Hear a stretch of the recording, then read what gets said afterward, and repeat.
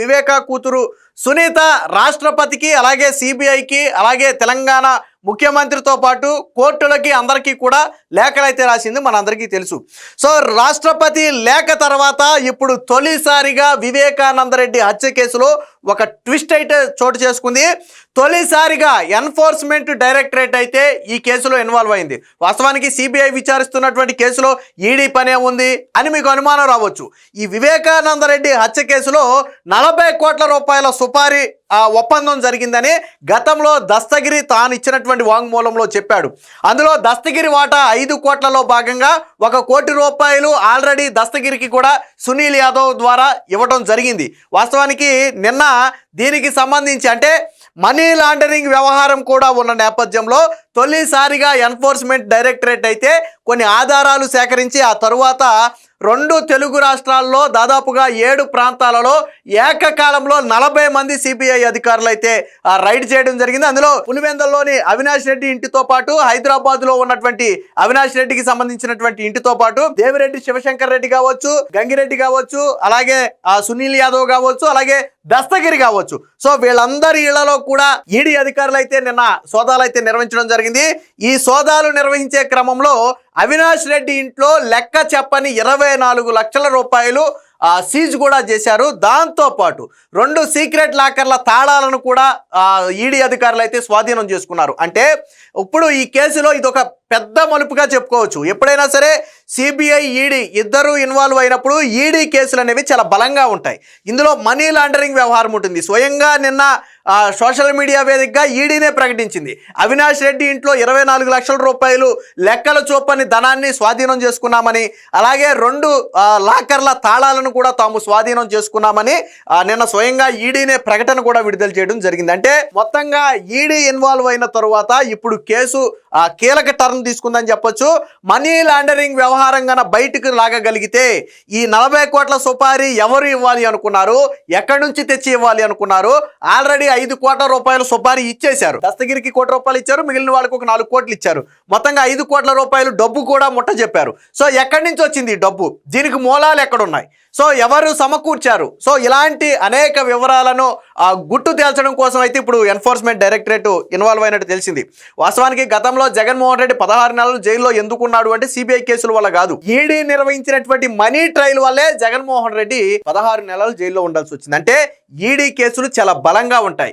ED గన money trial గన నిరూపించగలిగితే almost ఆ కేసులో దొరికిపోయినట్టే.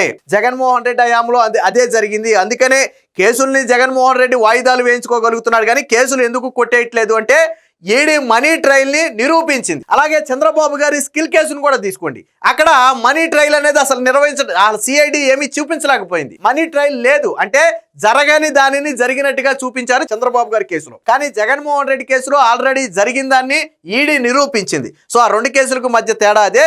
అందుకనే జగన్మోహన్ రెడ్డి 16 నెలలు జైల్లో ఉన్నాడు. ఇప్పుడు ఈడీ ఎంటర్ అవటం, అలాగే అవినాష్ రెడ్డి ఇంట్లో 24 లక్షలు స్వాధీనం చేసుకున్నారు. వాస్తవానికి లిక్విడ్ క్యాష్ మన దగ్గర 50,000 లక్ష ఎంతో ఒక లిమిట్ ఉంది. అంతకు మించి మనం లిక్విడ్ క్యాష్ పెట్టుకోకూడదు. ఒకవేళ పెట్టుకుంటే దానికి ఖచ్చితంగా లెక్క ఉండాలి. అంటే ఏ పర్పస్ మీద మీరు ఇంట్లో పెట్టారు, ఏదైనా వస్తువు కొనడానికి పెట్టారా, లేదా హాస్పిటల్ ఖర్చుల కోసం పెట్టారా, దేనికోసం పెట్టారు, పెడితే ఎక్కడి నుంచి తీసుకొచ్చారు, ఆ 24 లక్షలు ఎక్కడి నుంచి వచ్చింది మీకు?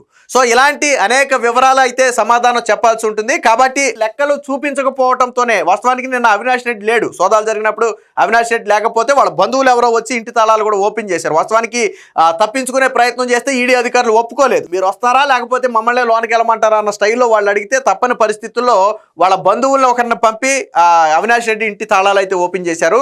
ఓపెన్ చేసిన తర్వాత అందులో 24 లక్షల రూపాయలు క్యాష్ రూపంలో ఉండటాన్ని ఈడీ అధికారులు గుర్తించారు. దానికి సంబంధించినటువంటి లెక్కలేవి కూడా అక్కడ చెప్పకపోవడంతో వాటిని అయితే స్వాధీనం చేసుకున్నారు. దానికి ఇప్పుడు అవినాష్ రెడ్డి సమాధానం చెప్పాల్సి ఉంటుంది. ఈడీ తదుపరి నోటీసులు కూడా ఇస్తుంది. అవసరమైతే అవినాష్ రెడ్డి విచారణకు కూడా వెళ్లాల్సి ఉంటుంది. అలాగే ఇతర దస్తగిరి ఇంట్లో కావచ్చు, గంగిరెడ్డి ఇంట్లో కావచ్చు, అలాగే సునీల్ యాదవ్ ఇంట్లో కావచ్చు, శివశంకర్ రెడ్డి ఇంట్లో కావచ్చు, వీళ్ళందరి ఇళ్లలో కూడా ఈడీ అధికారులు అయితే సోదాలు చేశారు.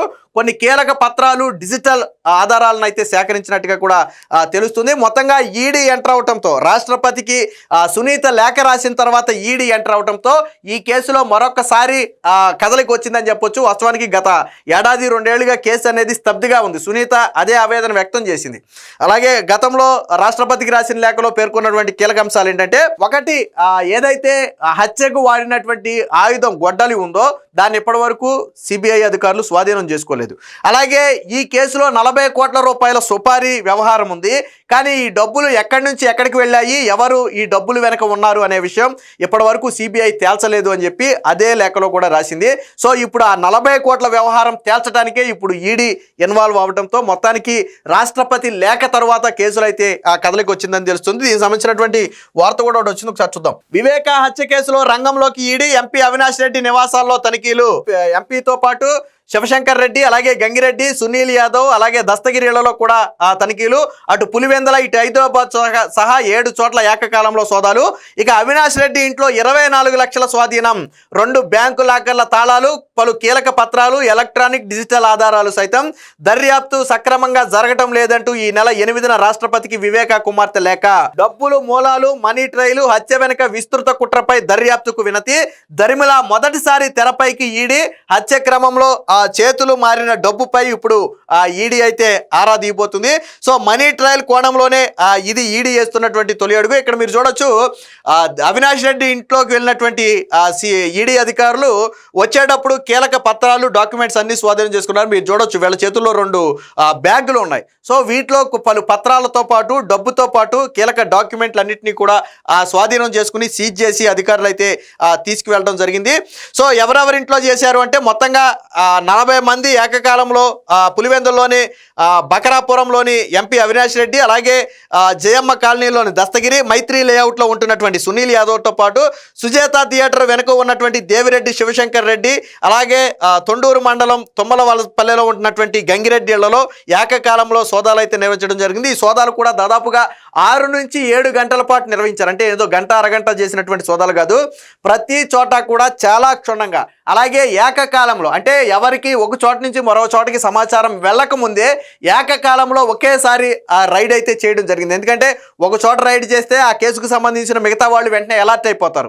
సో ఆ అవకాశం ఇక్కడ ఈడీ అధికారులు ఇవ్వకుండా మొత్తం 7 చోట్ల ఒకేసారి రైడ్ అయితే చేయడం జరిగింది. దీంతో ఎవరు కూడా జాగ్రత్త పడే అవకాశం లేకుండా పోవడంతోనే ఇప్పుడు అవినాష్ రెడ్డి ఇంట్లో 24 లక్షలు దొరికాయి, ఆ లాకర్ కీలు దొరికాయి. అదే ముందు ఈడీ సమాచారం కనుక ఉంటే ఈ డబ్బుల్ని మాయం చేసేవాళ్ళం. సో అలాగే దీనికి సంబంధించినటువంటి మరికొన్ని అంశాలు కూడా ఒకసారి చూద్దాం. ఇక ఈ కేసులో దేవిరెడ్డి చైతన్య రెడ్డిని కూడా ఈడీ అధికారులు అయితే విచారించినట్టుగా తెలుస్తుంది. ఎవరి దేవిరెడ్డి చైతన్య రెడ్డి అంటే గతంలో అప్రూవర్ గా మారినటువంటి దస్తగిరి జైల్లో ఉన్న సమయంలో ఈ దేవిరెడ్డి చైతన్య రెడ్డి తనను బెదిరించాడని, గతంలో ఈడీ అంటే సిబిఐ అధికారులు తనను బలవంతంగా వాంగ్మూలం ఇప్పించారు, తాను ఇచ్చిన వాంగ్మూలానికి నాకు ఎటువంటి సంబంధం లేదని కోర్టులో చెబితే తనకి 20 కోట్ల రూపాయలు డబ్బులు ఇస్తానని చెప్పినట్టుగా చెప్పింది. దీంతో చైతన్య రెడ్డిని కూడా పోలీసులు అయితే, దేవిరెడ్డి చైతన్య రెడ్డిని కూడా పోలీసులు విచారించారు. ఎందుకంటే మీరు గతంలో దస్తగిరిని బెదిరించి 20 కోట్ల రూపాయలు ఇస్తామన్నారంట. సో ఏంటి దాని కథ, మీకు డబ్బు ఎక్కడిది, ఎందుకు మీరు దస్తగిరిని బెదిరించాల్సి వచ్చిందనే కోణంలో